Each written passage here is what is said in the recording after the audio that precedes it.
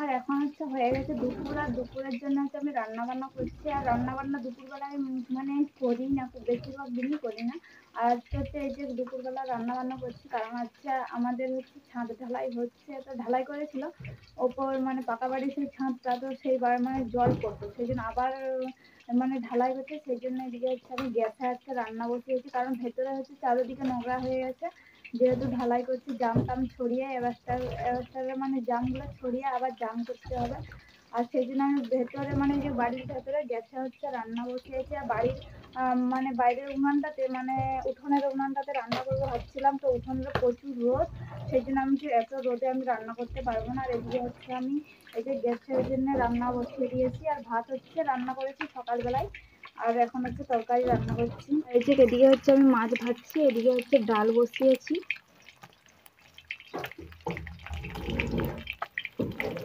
আর মশলা টশলা সব কিছু রেডি করে দিয়েছি। আর আমার মেয়েকে হচ্ছে শাশুড়ি মা নিয়ে গেছে ঘুরতে।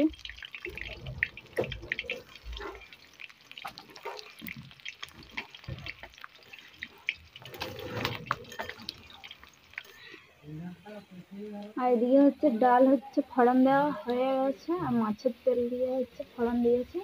আর এদিকে হচ্ছে আমি এখন মাছ তরকারি করবো টমেটো দিয়ে, আর যেহেতু ডালের ঝোল করেছি সেই জন্য মাছের ঝাল করব টমেটো দিয়ে। আর এই যে সব মাছগুলাই ভাজা হয়ে গেছে। আর আমাদের এই যে সবজি বাড়ির টমেটোগুলো মানে রোদে অনেকগুলো খারাপ হয়েছে, আর ফুল পেয়েছিল তো, আর সেই জন্য এই যে দাগি হয়েছে, আর বেছে বেছে ভালোগুলো হচ্ছে রান্না এই যে কেটেছি এদিকে।